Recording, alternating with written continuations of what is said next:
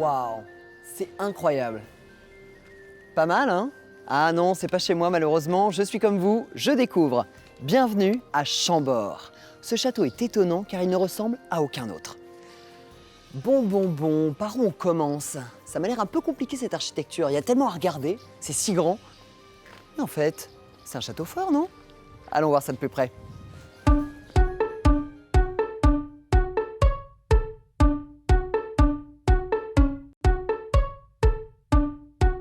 Je vois à Chambord des caractéristiques très fortes des châteaux du Moyen-Âge français.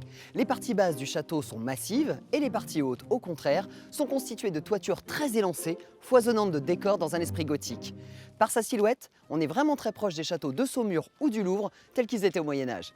Vous connaissez? Ici, on est vraiment dans un château bien français.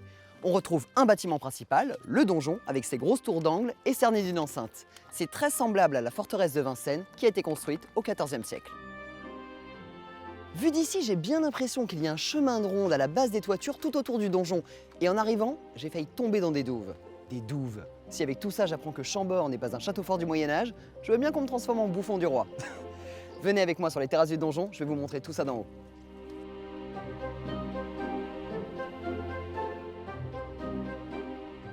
Bon, d'ici j'ai bien vu les douves en eau et même une fausse braie sur laquelle j'aurais bien vu des canons disposés pour effectuer des tirs rasants.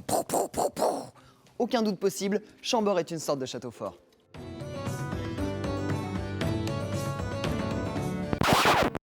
J'en connais un qui va terminer l'épisode en tenue de bouffon.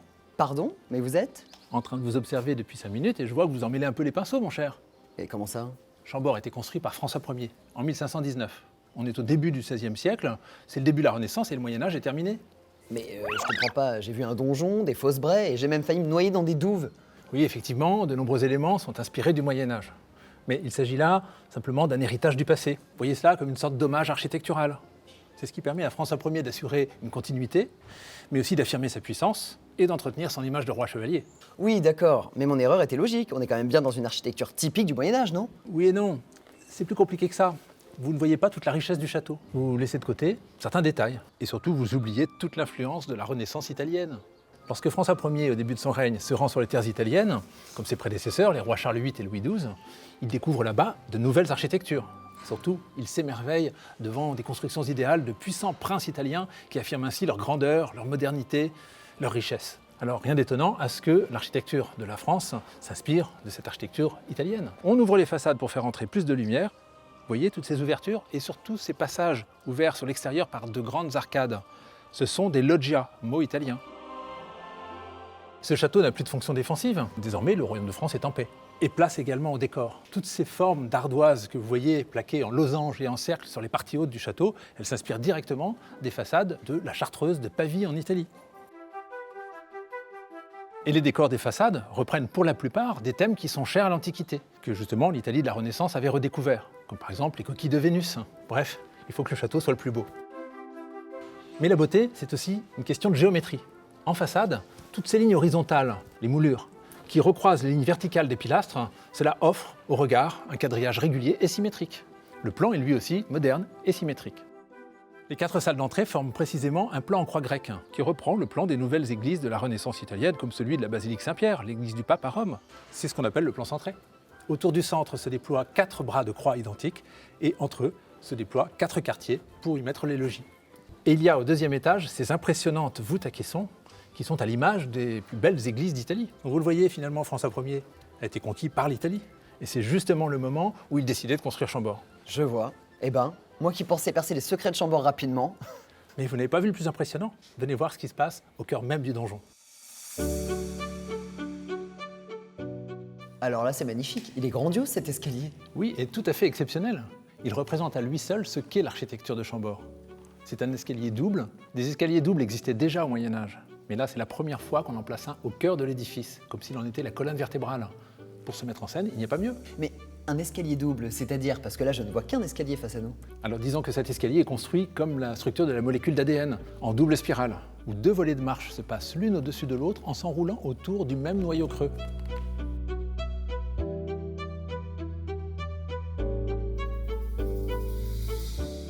Hein? C'est comme une glace vanille fraise à l'italienne, si vous préférez. Ah bah oui, d'accord, là tout de suite c'est plus clair. Mais alors le mieux, c'est encore de l'expérimenter.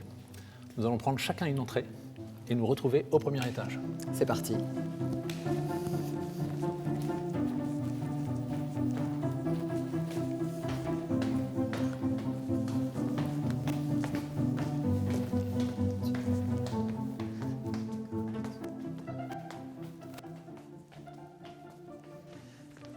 Dis donc, c'est surprenant. Bah ça y est, moi avec tout ça, je pense enfin avoir compris Chambord. Ok, coupé, changement de costume pour ta conclusion. Hein? Comment ça? Non mais franchement, c'est vraiment nécessaire? Bah t'avais dit que si le château il datait pas du Moyen-Âge, tu voulais bien. Oui, bon, soit, si je l'ai dit. Bon allez, on se met en place, là on va reprendre. Ok, super, moteur, ça tourne. Action! Donc, de ce que je retiens, c'est que Chambord est une réalisation qui mélange les inspirations des plus beaux modèles. Un château français en habit de la Renaissance italienne. France et Italie, tradition et innovation, voilà ce qui caractérise ce monument de la Renaissance française. Une véritable œuvre d'art conçue pour la grandeur et la gloire. Et comme c'est le château de François Ier, à la fois roi chevalier et premier prince moderne, il est à l'image de son bâtisseur. Bon bah là j'ai vraiment tout compris, hein. Vous aussi j'espère.